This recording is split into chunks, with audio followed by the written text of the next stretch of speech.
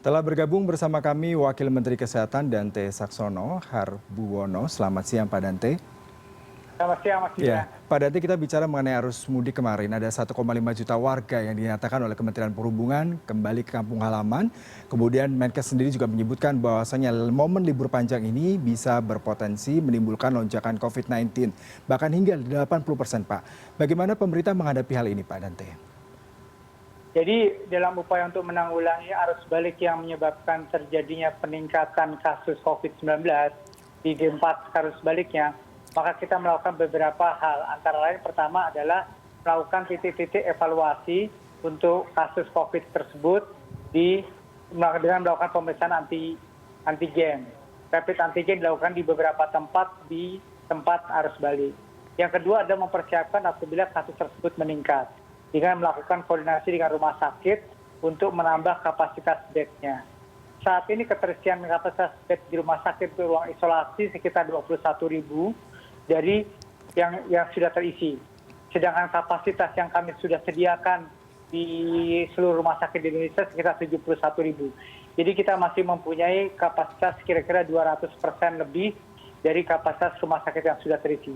Begitu juga untuk kapasitas bed ruang intensif. Ruang intensif kira-kira 2.500-an sekarang yang terisi dari kapasitas yang ada sekitar 75 sampai 5.000 sampai 7.000-an. Jadi masih ada sekitar juga 200% yang masih tersedia untuk terisi. Kemudian obat-obatan. Obat-obatan juga kita melakukan antisipasi dengan menyediakan obat-obatan yang efektif untuk mengobati pasien AIDS dengan menyediakan obat-obat untuk 1 bulan ke depan. Jadi langkah-langkah tersebut langkah-langkah untuk mengantisipasi terjadinya lonjakan kasus pasca liburan Lebaran kali ini. Ya Pak Dante, kalau kita bicara mengenai tadi langkah-langkah sudah cukup efektif, kemudian preventifnya juga sudah dengan obat-obatan, ketersediaan juga rumah sakit, tempat bagaimana mereka nanti diisolasi. Tapi yang perlu diwaspadai adalah mengenai efektivitas dari tes antigen sendiri Pak. Swab antigen memang diberikan secara random di sejumlah titik, seperti misalkan di Cikampek. Tapi di sana juga ditemukan beberapa kali pengguna jalan yang kedapatan positif, kemudian juga di Kalideres seperti itu. Lalu apakah memang random ini masih cukup efektif Pak untuk mencegah penyebaran COVID-19 pasca libur Lebaran ini Pak? Jadi random ini bukan suatu kegiatan aktual yang yang akan diambil sebagai langkah yang serta-merta berhenti begitu saja. Tetapi lebih sebagai sebuah hal yang merefleksikan kondisi saat ini. Ketika sudah diambil langkah random, kemudian random ini nanti masih memperlihatkan kasus yang meningkat, maka langkah yang harus dilakukan selanjutnya adalah proses tracing. Proses tracing ini adalah proses identifikasi terhadap pasien-pasien yang pulang mudik. Apabila nanti kita sudah melebihi 50% dari kasus yang mudik itu ternyata positif, kita harus melakukan proses tracing. Maka PPKM mikro yang dilakukan di beberapa daerah tempat arus balik Lebaran, terutama di Jakarta dan kota-kota besar, maka nanti akan melakukan tindakan tracing lebih efektif kepada masyarakat. Dalam hal ini masyarakat diimbau untuk melakukan pemeriksaan secara mandiri setelah pulang dari mudik ke fasilitas kesehatan sehingga bisa diidentifikasi apabila ternyata positif setelah pulang mudik tersebut. Iya, Pak Dante, kalau kita bicara mengenai adanya varian baru, Menkes sendiri mengatakan ada 26 kasus baru yang terindikasi ada varian dari virus corona, yakni B117, B1617, dan B1351. Apakah sudah ada data tracingnya, Pak, selain mungkin yang ada di Jawa Barat maupun di Jawa Timur, Pak? Dan seberapa jauh penyebarannya, Pak?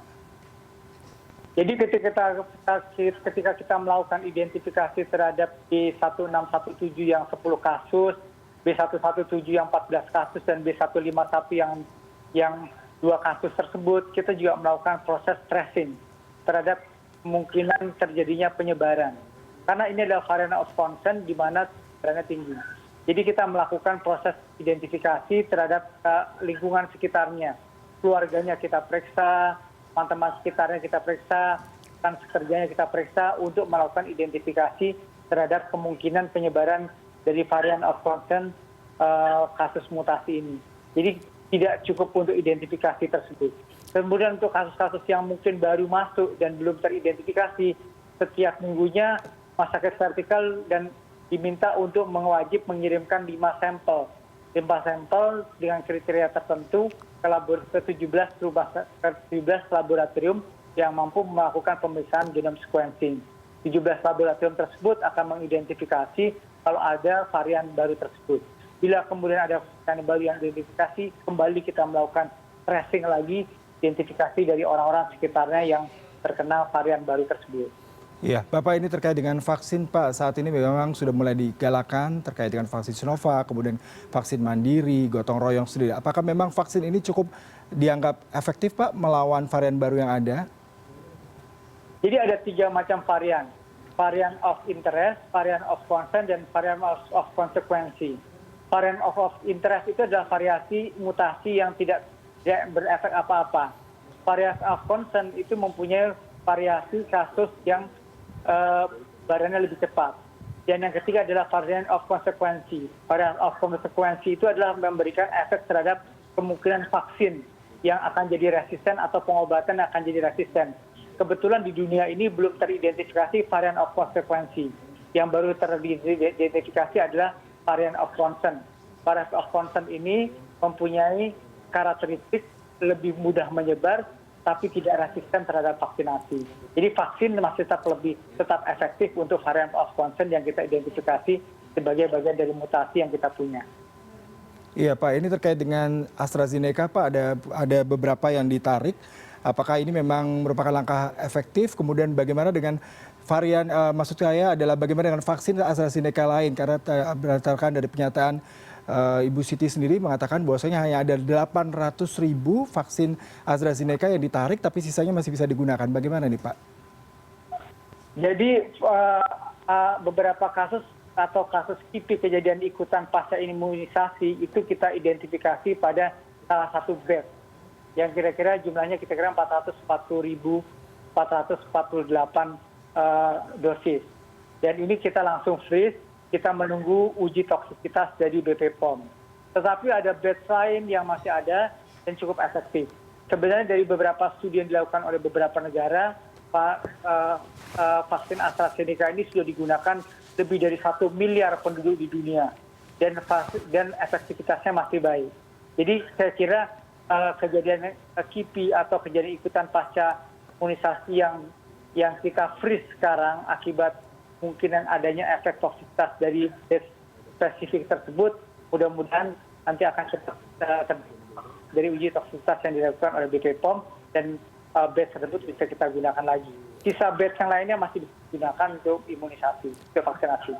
Berarti ini untuk warga yang sudah terlanjur divaksinasi dengan dari batch yang selain tadi yang dikatakan oleh Bapak terpaksa di freeze, masih bisa terus dilanjutkan untuk 3 bulan ke depan, Pak, untuk mereka menjalankan vaksinasi kedua kalinya, Pak?